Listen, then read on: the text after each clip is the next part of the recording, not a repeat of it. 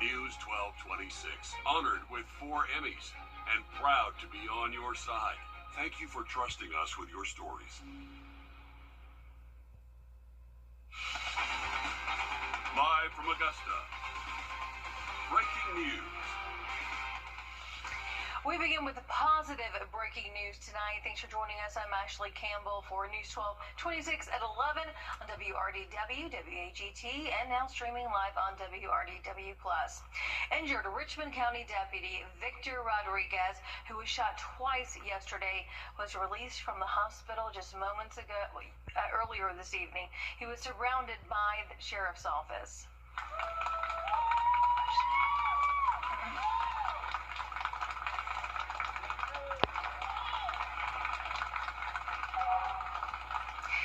You hear the applause there. He was met by his fellow deputies and friends who wear the badge at Wellstar MCG Hospital just after 7. He was shot twice after responding to an overnight call about a robbery. 20-year-old Dalen Elder shot Rodriguez and shot at another deputy before he was shot. At last check, he is still said to be critically injured. As Rodriguez was getting released from the hospital, Sheriff Brantley spoke about the bond shared between Richmond County deputies, and moments after, Augusta Mayor Garnett Johnson reflecting on what it means to see Rodriguez out of the hospital less than 48 hours after being shot. This gives you an illustration of what kind of family we have here with the Richmond County Sheriff's Office, how the deputies rallied around Victor and made sure that he's good. And this is just the result of us coming together to support each other. God is good. I'm truly excited in that it's Friday. It was a beautiful day in Augusta to see Officer Rodriguez come out of the hospital, be able to go home and be with his family, and just want to come and celebrate that too. Thank him for his commitment and his service to not only the city of Augusta but the Richmond County Sheriff's Department. The Police Benevolent Association of Georgia is currently raising money to support Rodriguez and his family.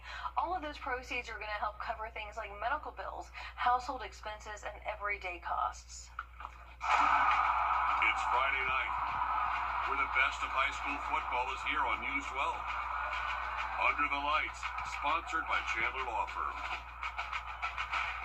Hey friends, it's that time, week 7, where the movers rise and the shakers stir things up. And as the sun set, that's when the lights turned on at the Brickyard. Burke County has owned the longtime area rivalry.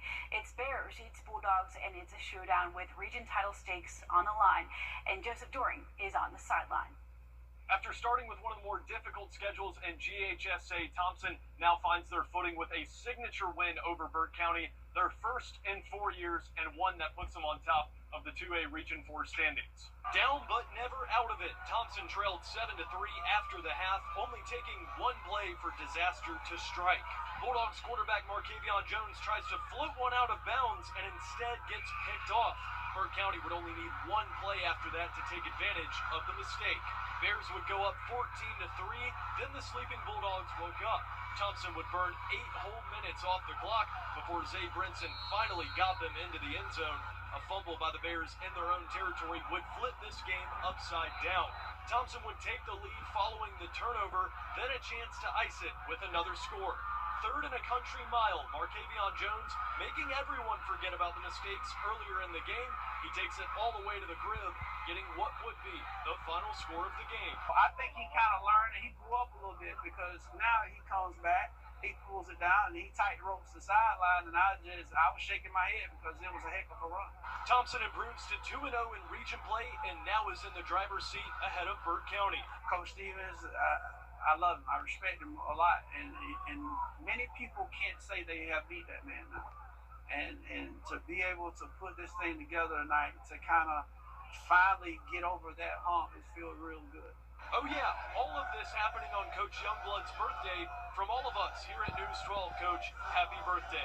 I'm Joseph Doring, reporting from the Brickyard on your side. Now that is the Thompson team we've been waiting for.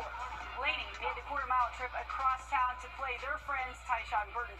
So happy to see them. Not for long though, number 6, short distance, 4-6. Kev says, give it to me, put 'em up. Clemens says, I'm talking to you. Xavier Hurst listens. Takes it a dime and then some. A pack of Wildcats is a destruction. Fun fact for you there. Makes sense. They destroyed the scoreboard. Laney does the talking this week. We'll keep it at 2A, Region 4. Butler at Glen Hills. Haven't been there in a long time. Kata Lewis only takes it for a short time. Spartans scored the distance like 300 on opening night. They didn't get it on third down, but tried their luck on number 4. They scored their third touchdown of the year. Butler goes on to score back-to-back and doesn't look back. It's time for more to 3A Region 4. Westside was on the road visiting Howard. They're up 35-7 to start the second half. They have one of the best defenses in the state and earning the reputation on offense too. Under lights regular Jalen Stone there fires it off to Aaron McGeary. Then it's all Tamari Curry. He's in the chef zone there. Makes dinner in the end zone. Of course he does. Westside now tied with West Lawrence for the top spot. They continue their undefeated streak. To the Dogs, much excitement over there by Harry the somewhat dog. Harlan put up 27 unanswered points to roll off to a hot start against Hepzibah. They held it until the third quarter. A slight blip before they refueled and went back to score twice more. Harlan makes it 5 straight over the Reds. They move to 3-1 in 3A Region 4. We got Brady Quinn visiting the sidelines of Cross Creek. Put him in, Leonard. Christian Cates gets me outside. Tell him how many you got tonight. There you go. Aquinas was up 19 with 5 to play in the second quarter. Oops, you gotta be quicker than that. Joaquin Barrera with the State Farm Insurance premium jumping more than Chris Cross. I haven't seen a Jack Rhodes long catch in a minute. Colin Nixon delivering like a fairy godmother before midnight from the 30. Aquinas lived in the end zone and might stay there tonight too. Grovetown home visiting Newton. Pre-game handshake. The beast of 6A continues on for the Warriors. Slide to the right. 6 points now. Tutty on Newton's first drive. This is often how my flying pig marathon training goes. JJ H gets drops down on third down. And this is how the rest of the night went for the Warriors. 4-star galore. Newton drops the Warriors to an 0-3 start in region play.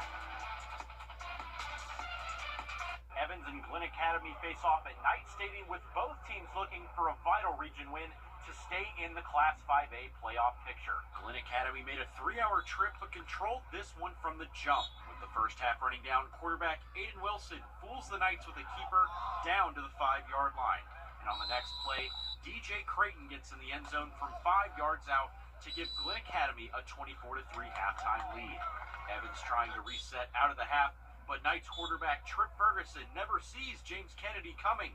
The Red Terrors defensive end forces an Evans punt and extends the lead even further to get the road win. Here's your final score from Knight Stadium. In Evans, Gunter Schroeder on your side. I said Israel out to Warrenton, came back with a light show.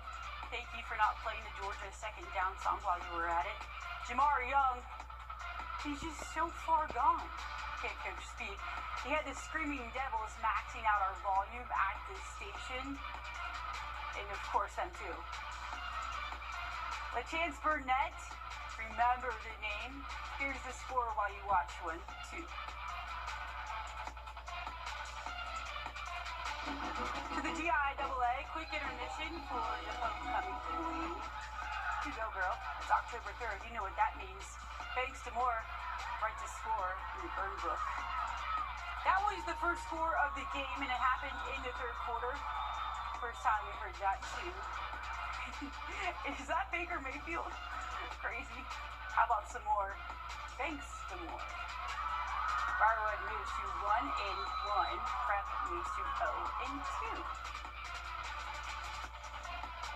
0-2. Big night in Waynesboro. Brentwood paying a visit to Edmundburg Academy. We love a kicker who can also tackle. Because ranked kickers They're two-way players. Brentwood tries to recover from a drop snap just after this. It was a slow start for them. We know Brentwood is a strong offensive team, showing their work on defense too. There's Emin Burke hankering down. The War Eagles never trailed once against their region rivals, putting up 3 straight scoring frames without allowing a single touchdown until the fourth quarter. Orangeburg Wilkinson came to Fox Creek for a battle of the unbeatens in 3A. Only one team could leave undefeated after a great start to both of their seasons. Two really high-powered offenses this season, but tonight it would be the defenses that would shine. We're starting with Brendan Peoples, throwing it wide, but Makai Quiller, right stick, truck stick, big hit, knocks the ball loose. Brandon Wallace and Fox Creek had a good day moving the ball down the field, but penalties really held them back. Now Peoples scrambling out wide after Orangeburg gets a big 4th down stop. He gets it to Desi Miller, and whoop! Can't believe it's not Butter. He slides from right under that tackle and gets in for the score. The Bruins would just squeak out with the victory in a close one, and head coach Chris Carter is savoring the win before getting ready for region play. You know, we just got to prepare. You know, we got to take it one game at a time. We can't look forward way ahead, but we just got to take it one game at a time. Here's that final score for you from Fox Creek. I'm Ethan Hunter on your side. Don't have to guess where Malik went. No weather shot. I'm kind of shocked. Just like the Panthers were when they dropped the ball. Waffle House special recovers it. Caden Wickfall has open grass, puts on the wheelies, and takes it down to the 34. He's stopped by a brick wall. If only it was the one on this road. He may have really stood a chance. Leesville only crosses the plane twice. Thurman 0-1 to start. Oh, Thurman actually put out the win. 2-point win there. So never mind that. Huge win for strong Thurman in 2A play. Senior 9 got the T-Breads right, and they had three and outs on both teams' first possessions. They were still scoreless until Tommy Burns started to move the ball downfield for 8K. That's Keon Rayner on that catch. Jalen Blocker on the next one. He put some numbers up on the scoreboard after a 17-yard touchdown run. They improved to 4-3, 2-2 in Region 4 4A, heading into that bye week. So we're going to hang on to that. Okay, North Augusta matched a record as old as 1973, beating the Hornets 63-0 Thursday evening, as did Emmanuel County. They blanked Savannah. Jefferson County also won on the road on Thursday. Keeping it moving here. Westside over Howard. We talked about that one. That was a big win for them. Silver Bluff loses on the road. Greenbrier loses to South Effingham there. Warren County, as we talked about, getting a huge win over Greene County. Midland Valley, though, look at that score, 63-26. I believe Xavier Jeter had maybe over 300 yards. I have to check that because I think that was just posted to Twitter as I was walking in. Saluda, though, continues their strong start. Edisto falling to Hampton County, and then that huge win over at our game of the week, Thompson over Burke County. It was a big night for a lot of teams as we kind of roll through these scoreboards, but a beautiful night for Weather M, and it was one of those nights that we hang on to, especially during the football season, because you don't get a lot of those. Yeah, definitely not. Thankfully, no rainfall for us this Friday night. Hopefully we can keep that trend going throughout the rest of the season. Overnight tonight, we're going to drop off into those upper 50s for us, and that's going to be the trend for at least a couple of days out of the next 7. I'll have a look at your full forecast coming up. Sean Combs sentenced today, wrapping up his long-running legal case. We're going to be hearing from those involved and dig deeper into his sentence right after the break. At Parker's Kitchen, our tenders are almost twice the size of our competition. They're fresh, never frozen, hand-breaded, and cooked to perfection. And a better value at Parker's Kitchen. You've been hurt on the job?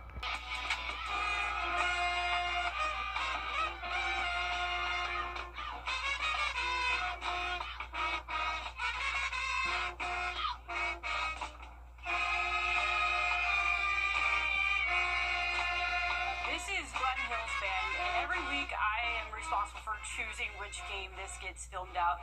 And I was on Facebook earlier this week, and I had seen so many pictures circulate from the Glen Hills-Burke County game, and saw that there were no fans that actually followed Glen Hills to that game. At least we're not sitting in the visiting sidelines. And oftentimes I think we forget that, you know, the fans and the band play such a huge part on Friday night. So it's pretty stellar that they're out there doing their thing, and they're not letting the score get to them. They're just going out there and playing. And that's truly what Friday nights are all about, especially those in the band, because they get to shine just as much as the players, guys. Definitely so. I love seeing the band, love giving them a shout out. This is my favorite segment.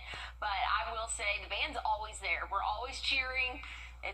They're always cheering, I should say. It's always a good time being in the stands. I feel like it's like, you know, their job and their duty, you know, to keep the crowd hyped no matter whether it's one person there or a filled, you know, stadium. They're going to be playing and they're going to be keeping it going. And tonight was wonderful weather to be outside listening to them if you were there. Yeah, definitely much different than what we saw last week, and thankfully so. Very calm conditions for us. Going to stay calm overnight tonight, dropping off into those upper 50s to start off our Saturday morning. If you have any outdoor plans, things are looking pretty good for us as we go throughout the day. Any tailgating plans? Things are a go. We're going to be cloudy, though, throughout the first half of the day. I know we have lots of events going on here in the CSRA.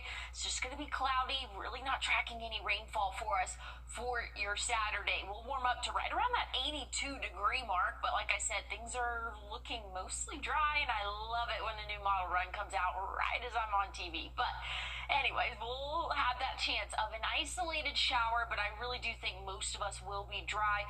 That heaviest of rainfall should hold off until Sunday, where we can see a few of those showers popping up early in the morning. It looks mostly for our Georgia counties here, and even when we get into the afternoon, a few hit or miss showers possible for us. That could lead into the evening, a little bit more on the South Carolina side. So overall, rain chances look a little bit heavier for our Sunday. Again, we cannot rule out a straight shower Saturday, but very low chance for that there. Monday, Tuesday, isolated showers for our area, and same can be said for Wednesday. Things are not looking too bad for us, but we definitely need some rainfall. Let's look at the drought monitor here. This came out yesterday.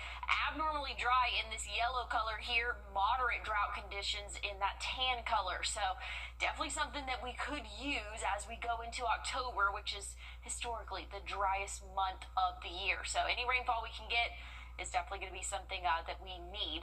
Looking at the tropics, things have been active lately, but right now things are not too bad for us, at least here in the CSRA. This highlighted area in yellow is potentially going to become a named system. Very low chance, though. See about a 10% chance over the next couple of days. Going to impact South Florida.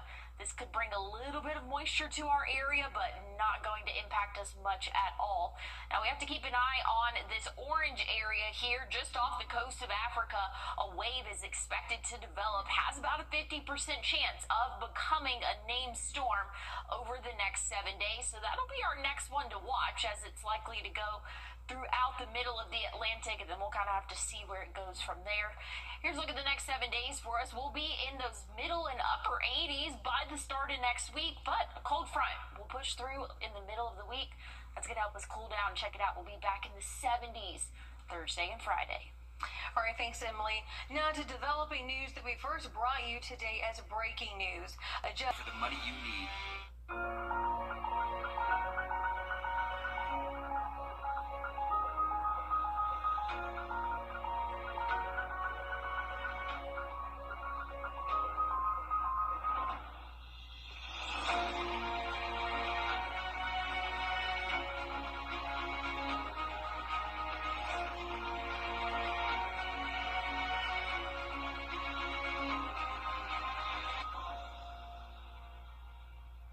Moderate to severe plaque psoriasis. Wrdw. An update To breaking news from this morning where a 39-year-old man was shot multiple times at Curry and Brown Street. We now know that the Richmond County Sheriff's Office says one suspect is in custody, 2 others still wanted. 38-year-old Dominique Ellis is wanted for aggravated assault and gun charges by a convicted felon, along with 27-year-old Ashad Ellis, also wanted for aggravated assault and gun charges by a convicted felon. The suspect already in custody, Santraz Ellis, he was arrested after trying to escape a traffic stop conducted by deputies after that shooting. He crashed into another car during the chase and injured another person before running and then being caught. He is charged with aggravated assault, gun charges by a convicted felon, as well as traffic charges. On a much lighter note, in a matter of hours, the Augusta Duck Dash returns to the Savannah Rapids Pavilion. It was changed for last year. In the aftermath of Hurricane Helene, the event supports the Family YMCA's A Place to Dream program. It provides beds to local children in need, and you still have time to adopt a duck to race down the river and win a prize. The event runs from 10 to 2. We do have a link on Wrdw.com, as well as our News 12 app to help get you signed up. The last chance for families in need in South Carolina to register for the Aiken Salvation Army Angel Tree program is Sunday, so time is running out. It provides gifts for children who may otherwise go without during the holidays. Organizers say that if you do apply, not to apply for similar assistance programs with other agencies, because that's going to make you ineligible for this Angel Tree program. Parents and guardians can register children ages 12 and younger. We have a link to register on Wrdw.com. The Salvation Army of Lakelands that serves McCormick and Saluda counties chooses angels based on a referral system, and Augusta's Angel Tree program registration opens October the 6th in a few days. Well, here's a look at your what to wear forecast for tomorrow. Things are looking very warm for us. We'll be right around that 80-degree mark. Maybe have that rain gear just in case, but I think we're really just going to be mostly cloudy. I'll have a look at your 7-day forecast one more time coming up. Time and Temp, brought to you by your First Alert weather team. The News 1226 First Alert Radar Network. With up to 10 times the resolution of other local radars and technology that can pinpoint right down to your street. First just got faster. Before we go tonight, we have some good news from Riverside Elementary School. Today, the school spotlighted Jordan, who you see there, awarding her the Hero Award and title of Junior Officer of the Month. That from the Columbia County School District Resource Officer. Now, the school says Jordan saved her mother's life last week. Listen to this. When her mother was facing a medical emergency, Jordan stayed calm, called 911, and let first responders help. The school says that her quick and calm response has been credited with saving her mother's life. I don't know what I would do in a situation like that, but obviously she did the right thing, and at such a young age. Love this story. Yeah, me too. That definitely warms your heart. Just seeing that, and you know that's something that they're just going to have a special bond forever. Not that they wouldn't already, but that's just an amazing story. I'm glad that she strengthens it. You know what I mean? That's Yeah. something that, you know, a story that you can tell just all the way down for years to come. Yeah, I'm thankful that she was there and she knew what to do. Let's take a look at our 7-day forecast, though, one more time before we go. 83, that average high temperature tomorrow. There's a small chance for an isolated shower, but I think most of us will remain dry, just a little bit on the cloudy side. We will be tracking isolated shower chances, though, as we go throughout the start and middle of next week. All right, that is going to do it for us. We hope you have a wonderful weekend. Enjoy all of those outdoor activities. We'll see you back here next week. Right now at the